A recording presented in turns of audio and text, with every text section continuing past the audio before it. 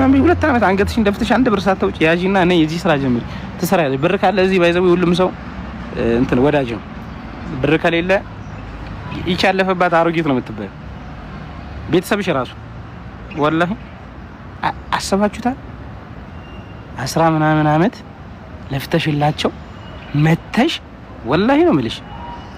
ይሄን ቪዲዮ እስከ መጨረሻ ድረስ ስሙ። በተለይ አረብ ሀገር ያላችሁ ሴቶች አረብ ሀገር ያለ ነው በደንብ አድርጋችሁ ስሙ። በቃ እኔ እንጃ ልብ ነው የሚነካ አነጋገሩ። የምሬን ነው የምላችሁ። ሙሉን ቪዲዮ ጋብዣችኋለሁ። እኔ ቃል የለኝም። ድብር ሳይኖር አብረሽ ከነሱ ጋር ስታኪ 10 ምናምን እኮ ለፍተሻል። አብረሽ ከነሱ ጋር የደህንነት ኑሮ ትጀምራለሽ። ከዛስ ምንም የምታውቂው ስራ የለም። ድጋሚ አረብ ሀገር ትሄጃለሽ። እነሱም እንድትሄጂ ነው የሚፈልጉት፣ እንድታበያቸው፣ እንድታኖራቸው። አንቺ ቀልጠሽ ማለት ነው። ስለዚህ ሴትነታችሁን አክብሩ። የማዳም ቅመሞች እዚህ ጋር መረበሽ ብቻ አይደለም፣ ዩቲዩብ ላይ መረበሽ ብቻ አይደለም። ወላሂ ምሬት እኛ በእናንተ ገንዘብ እናገኛለን እያያችሁ፣ እናንተ ግን በእኛ አታገኙ እና ለራሳችሁ ጉልበታችሁ ያሳዝናችሁ። እድሜ ጠፊ ነው። ለሴት ልጅ ከሚሊየንስ ዶላር አንድ ልጅ ትልቅ ነው፣ አንድ ልጅ ብዙ ነው። እዚህ መታችሁ ቢጣችሁን አግብታችሁ መኖርን የመሰለ ነገር የለም። ቤተሰብ ትክክል ብላ ሊሳማችን ማለት ነው። ያው አሁንም አልረፈደብንም ኢንሻአላህ። አሁን ላይ የመጡ የመዳም ቅመሞች ደግሞ በጣም ብልጥ ናቸው። እንደኛ አይደሉም። በእኛ ጊዜ እንደመጣ ነው አይደለም። እና ብቻ ከባድ ነው። ብር አይበቃውም። በደንብ ጆሮሽን ከፍተሽ ስሚ። ቤተሰብ እናትና አባት እንደውም አባት ይሻላል። አበሶ እናት ብር አይበቃትም፣ ወላሂ አይበቃትም። በቃ 10 ሺህ ብር ብትልኪም ትናንትና በ10 ብር የኖረችው ኑሮ ዛሬም እንደዛው በ10 ሺህ ብር ትኖራለች።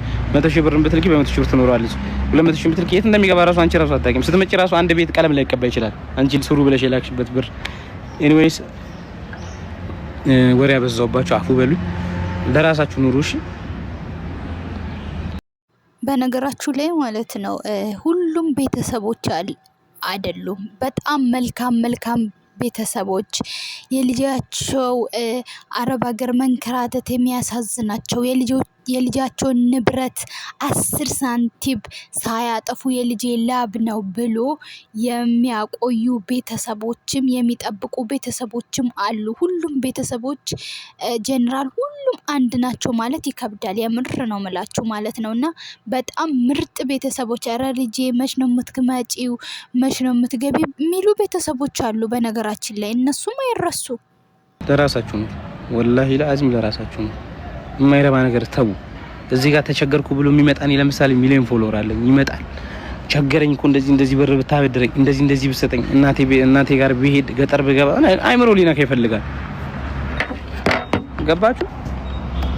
ያፈር በልቼ ነው እኔ የምኖረው። ለምንድን ነው አንተ ምረዳ? አያችሁ ልክ የሆነ ሰው ፈለጠ ቆረጠው ስትባሉ ያገኛችሁትን አንስታችሁ እንዲህ ብር እንደዚህ ብር እናንተ እንደዚህ ሆኖ እንጂ እናንተ እንደዚህ ያርግላችሁ ምናምን። አንቺስ ማን አለሽ ሀቢብቲ? አንቺ ብትታመሚስ ማን ይሰበስብልሻል? እኔ ደግነቱ በጣም አሉ ጅሎች። ሁሉም የመዳም ቅመም ጀነራል አይደሉም። ላገኙት ሰው በቃ ለተቸገረ ሰው እኮ የሆነ የተወሰነ ብረዱ ችግር የለም። ግን ልክ አሁን ተፋቅሮ እከሌ ተፋቅሮ መጣ እንትን ጫማ እንግዛለት፣ እከሌ ተፋቅሮ መጣ እንትን ቴሌቪዥን እንግዛለት፣ እነዚህ ምናምን አይመደቡም። አሉ በጎች በቃ አላማቸው የማይቆሙ ላገኙት እንጃ ላገኙት ሰው ዝም ብለው ብር የሚሰጡት ሁሉም ግን አይደሉም። ለማን መርዳት እንደሚያውቁ ማን እንደሚያስፈልገው የሚያውቁም አሉ። ግን ዝም ብለው ደግሞ ብራቸውን የማያልቅ ይመስል የሚበትኑም አሉ። አንቺ ብትታመሚስ ማን ይሰበስብልሻል? እኔ ፌመስ ነኝ ወይ ታዋቂ ነኝ ወይ ታቦኩኝ በእናንተ አንኩላሊት የሆነ ነገር ሆነ እርዳታ መጥቼ ጠየቅኩኝ ወይ እኔ ሳምኩን እንደው ነበር ብለሽ ትረጂኛለሽ፣ ታከማለሁ፣ እኖራለሁ። የሆነ ነገር በሆን ትረጂኛለሽ፣ ታከማለሁ። አንቺ ማን ይረዳሽ? እስኪ አንዳችሁ እንደው በጣም የሙሂብ ተከታታዮቻችን ነው ማወራችሁ ዩቲዩብ ላይ ምናምን ኢሳምና ኢክራም ተጋቡ በጣም ነው የምንወዳችሁ በጣም እኮ ነው የምናከብራችሁ ምናምን የምትሉ ሰዎች እስኪ ነው ብትታመሙ እናንተ ማን ይደርስላችኋል? በአላህ ወላሂ ምሬ ነው። ማን ይደርስላችኋል? እና ለራሳችሁ ኑሩሽ። ባናቱ ይተጋል ሁሉም ሰው። ወንዶችም ቢሆን አላህን ፍሩ። እነሱ ይኸውላችሁ ምን መሰላችሁ፣ አሁን የተላለፈ ነው። ለወንድ ብር ትልካላችሁ፣ ወንድ ጋር ትንከባከባላችሁ ምናምና በደንብ ነው የምንረዳችሁ። ባይዘው እናንተ ከእድሜ ጋር ትዳር እንዳያመልጣችሁ ትዳሬ ብላችሁ ነው የሆነ ሰው የምታግዙት። ወላሂ ምሬ ነው። ትዳር ይሆነኛል ልጅ አገኛለሁ እዚህ ከጎንም ስራ እየሰራው እሱንም እየተንከባከብኩ ብላችሁ ስትመጡ የምታርፉበት ፍቅር እንዳለ ትዳር እንዳለ አስባችሁ ገንዘባችሁን ትልካላችሁ። ይህ ወንድ አላህ ፈሪያ ያስበላህ። ወላሂ ለአዚም አረብ ሀገር ሴት ጠብሰ ብር የምታስልክ ወንድ አላህ ፈሪያ ያስበላህ። ሲጀመር ደግሞ ሰው የሆነ አይቻላቅም። እኔ ከአረብ ሀገር ሴቶች ኢሳም ማለት ነው እንደነዚህ አይነት ወንዶች ለብር ቋመጡ። እሱ አላህም ቢያውቁ እኮ ቀድሞንም ወይ ደግሞ ማይተማመኑበትን ሴት ብር ላኪ እያሉ አይበሉም። ወይ ደግሞ ከሚስታቸውም ይሁን አላህም ቢያውቁ ፈጣሪያቸውን ቢያውቁ ካልፈለጉ በቃ እዛ ህይወት ከጀመሩ በቃ እኔ እኮ አልችልም፣ አንቺ መምጣት ስላልቻልሽ እኔ አቅቶኛል፣ ሌላ ህይወት ጀምሬያለሁ አይልም። እና ነገ ኢሳብ የሌለ ነገ ፈጣሪ አላህ ማይጠይቃቸው የሚመስሉ በጣም አረመኔ ወንዶች አሉ። እነሱን እንግዲህ አላህ ዱንያቸውን አኽራቸውን በነገራችን ላይ ያበላሽ ማለት ነው። እና በአሁን ዘመን ምንም የሚቆይ ነገር የለም። ፈጣሪ እዚህ ምድር ላይ ነው የሚያሳያችሁ። ለዛሬ ያን ብር በልተ ወይ ደግሞ የተደሰትክ በቃ እንደው ህይወት ያለፈልል ሊመስልህ ይችላል። ግን ብዙ አይቆይም ችግሩ። ፈጣሪ ብድሩን ይከፍላል ማለት ነው። ሴትነትሽ እድሜ አልፎት መውለድ ሲከብድሽ ምናምን ይሄ ሁሉ ላይፍ የተከፈለላቸው ወላጆች ማለት ነው። የወላጅ ሀቅ እየበሉ አይደለም። ወላጆች ስላንቺ አያገባቸውም። አንድ ልጅ እንኳን ብትወልጂ ኖሮ ይሉሻል። ያኔ ለነሱ እየለፋሽ እንደነበር አያውቁም። ወላሂ በጣም ትንሽ ወላጆች ናቸው። ነይና እዚህ አግቢ ይቅርብኝ፣ ችግር የለም እዚህ አላህ ይረዝቀናል የሚሉ ትንሽ ወላጆች ናቸው። ወላሂ አብዛኛው አይመለከታቸውም። ልጅ ውጭ ያለች ቁጭ ብዬ እበላለሁ። አንዳንዶቹ አንቺ ውጭ ስትሄጂ ስራ ያቆማሉ። እዚህ የሚሰሩትን ተፍተፍ የሚሉትን አላህ ይረዝቃል። አንቺ በተወሰነ መልኩ አግዢ፣ አለ ለራስሽ ኑሪ። ወላሂ ለአዚ ለአጎትሽ ልከሽ ቤት መግዛት ምናምን የሚባል ህግ የለም። ብርሽን ሴቭ አድርጊ። ሴቭ መደረግ ያለበት ቦታ ሴቭ አድርጊ። እንደ አረብ ሀገር ሴት ልጅ ላይ የሚጮት ሀገር የለም።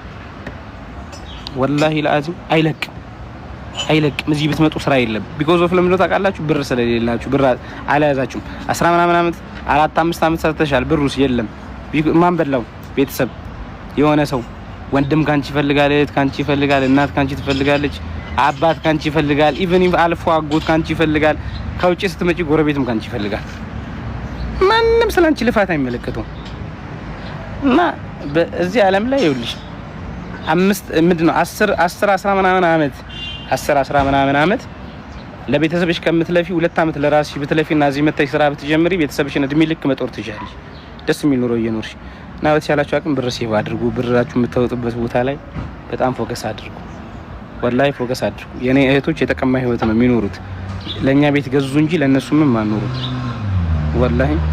እና አንዳንድ ጊዜ በቃ ስልክሽን አጥፊ እንደውም በቃ ታሰሪያለሁ ብለሽ አጥፊ እንደውም አንዳንዴ ወላሂ አላህ አይደለም ይረዝቃችሁ ታስሬያለሁ በቃ 2 አመት ምናምን ነገር በቃ ወይ እንዳይጨነቁ አድርገሽ ሆነ ስራ ተበላሽቶብኛል ምናምን 2 አመት አንገትሽን ደፍተሽ አንድ ብር ሳታውጪ ያዢና ነይ እዚህ ስራ ጀምሪ ትሰሪያለሽ። ብር ካለ እዚህ ባይዘው ሁሉም ሰው እንትን ወዳጅ ነው። ብር ከሌለ ይቻለፈባት አሮጊት ነው የምትባለው። ቤተሰብሽ ራሱ ወላሂ አሰባችሁታል?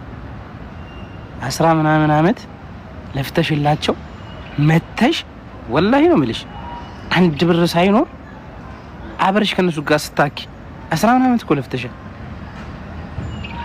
አብረሽ ከነሱ ጋር። በነገራችን ላይ በተለይ አዲስ የመጣችሁት ይሄ ቪዲዮ አዲስ ለመጡ አረብ ሀገር አዲስ ለመምጣት ያሰቡ አዲስ ለመጡ ሼር አድርጉልኝ ማለት ነው። እኔ በቃ ኢሳም ሁሉንም ነገር ተናግረዋል። እኔ ምን ልጨምር እስቲ? በቃ የልባ ድረስ ነገር ነው የተናገረው። የምሬን ነው የምላችሁ። ታላቅ እህቴም 2 ታላቅ እህቶች አሉኝ። ሁለቱም ወደ 8 እና 7 አመት ትንሽ በማይባል እንደመጡ ነው ያገቡት። ራሱ ያን ያህል የእህትነት ፍቅራቸውን ራሱ አናውቅም። ልጅ እያለን ሄዱ ለኛ ብለው የደሃ ልጆች ስለሆነም ከዛ ረጅም አመት ሰሩ፣ መጡ፣ ማድረግ ያለባቸውን አደረጉ፣ አገቡ። ተቀለኛ ነው የኖሩት። አሁን እነሱ ቤት የላቸውም፣ ማዘር ግን ቤት አላት እና በቃ መሰረት ናችሁ። ግን እውነቱን እኮ ነው። እኛ ችግራችን በቃ ያኔ ብር የሚያልቅ አይመስለንም፣ ጉልበት የሚያልቅ አይመስለንም። በቃ እኔ የምለው ነገር ካለፈ ከራሴም ከተማርኩት መጀመሪያ ለራሳችሁ በሁለት እግር መቆም አለባችሁ። እናንተ በሁለት እግር ከቆማችሁ በኋላ ለእናትም ለአባትም ለወንድምም ለምንም ቢሆን እራሳችሁ መሰረት የቤት መሰረቱ የቤት መቆሚያ መሰረት አይደለም። እናንተ መሰረት ስትኖሩ ከዛ ሌላ ሰውንም ማገዝ ትችላላችሁ። ደግሞ ለቤተሰብ ራሱ መስጠት ከፈለጋችሁ እኔ ሁሌ የምመክረው ማለት ነው የሚታይ ነገር። አሁን አባታችሁ መሬት ካለው ለአባታችሁ በሬ ገዝታችሁ በቃ ከእናንተ ሁሌም ተረጂ እንዳይሆን ስራ መፍጠር። እናታችሁ የሆነ ንግድ ነገር የምትችል ከሆነ በቃ ለምን ባልትና ማይሆንም የተለያየ ነገር ንግድ ነገር ለነሱ መስጠት እንጂ አሳን እንዴት እንደሚጠመድ አሳየ እንጂ ሁሌ እየጠመድክ አትስጥ ማለት ነው። እና የሚታይ ነገር ለነሱ ራሱ ምን አደረግሽልን ነው የሚሉት አብዛኛውም ጊዜ አይታችሁ ከሆነ። ለምን የሚታይ ነገር አንረዳማ? የሆነ ሁሌም 1 ብር 2 ብር ምናምን ስንሰጥ ያ ነገር እነሱንም አይጠቅምም ለእኛም አይጠቅምም። ለቤተሰብ ለወንድም ለምንም ቢሆን ራሱ ማለት ነው ትምህርት ይሆናችሁ። እኔ አሁን ከእህቶቼ አንጻር መመክራችሁ ነገር ምን መሰላችሁ? ወላጅ ብር አይበቃውም። ሰማችሁ? እናት በፊት ትዝ ይላችኋል ህፃን እያለን አባታችን ከየት አመጣው እንዴት አመጣው አያገባንም፣ ግን የኢድ ዕለት የበዓል ጊዜ ልብስ መግዛት አለበት ምናምን ካልገዛልን ደግሞ እናኮርፋለን። እኔ እኮ አቶ ተቸግሮ ነው። እና ወላጆችም እንዲህ ነው ሲያረጁ ወይ ትልቅ ሲሆኑ ልጅ ይጣ ይቸገር ማዳም ቤት 100 ድስት ትጠብ አንድ የማዳም ወንድ ጠብሳ ታገኝ ዘይዶን ኪራ ያገባችሁ ብር ላኪ ብቻ ነው። ብር ላኪ ይሄ ችግር፣ ብር ላኪ ይሄ ችግር። የሰው ልጅ ብር አይበቃውም። እና የምመክራችሁ ነገር ለራሳችሁ ኑሩ። ቤተሰብ ላይ አንዳንድ ጊዜ ጨከን ማለት ግዴታሽ ወላሂ ምሬ ጨከን ማለት ቤተሰብ የሚረዳ ሰው መለየት በቃ በደም ይሄ ብር ይውላችሁ ኢዝሊ አሁን የዛሬ ወር ብር ታገኛለሽ። እዚህ ጋር በነገራችን ላይ ማለት ነው ኢሳም አንድ የተሳሳትከው ነገር አለ። በአብዛኛው ጊዜ የአረብ ሀገር ሴት በቤተሰብ ሳይሆን አብላጫው የቤተሰብ በቃ ከ110% ቢሆን ነው ቤተሰብ የሚበላቸው ማለት ነው። 90% ግን ፍቅረኛ ባል ነጌ በሶሻል ሚዲያ ላይ ለተዋወቀችው ባል ይሁን ሚስት ይኑረው ምን ይኑረው ምን አይነት ከለሩን እንኳን ሳታቅ ቤት ግዛልኝ፣ መኪና ግዛልኝ፣ ይሄን አድርግልኝ ብላ የምትሰጠው ሴት እውነት እንደዚህ አይነት ሴቶች ናቸው የሚበሉ። ቤተሰብ ራሱ ቢበላ እንደኛ ራሱ ይሻላል። ይሄ ለማታውቀው ወንድ እስከ ቤት ግዛልኝ እስከ መኪና ግዛልኝ አሰራልኝ ብላ የምትሰጠው ማታውቀው ወንድ እሺ ግፋ ብል እንኳን ባላ የምታውቀው ሰው ቢሆን ቢክዳትም ራሱ ትካፈላለች ፍርማ አላቸውና ማለት ነው።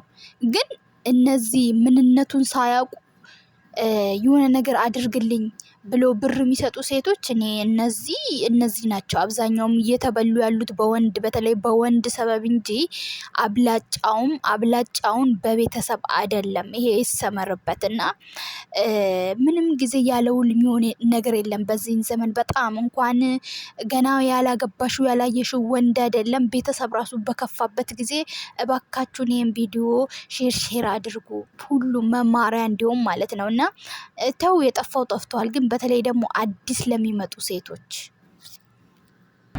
1000 ድርሃም ይከፈልሽ 100 ድርሃም 100 ሪያል ይከፈልሽ 1000 ሪያል ታገኛለሽ። ባይዘው የዛሬ ወር በጣም ሰነፍ ያደርጋቸዋል። ይሄ በቃ ነገ ስለምታገኙ ዛሬ መረዳት ያለበት ሰው ጋር ትረጃለሽ።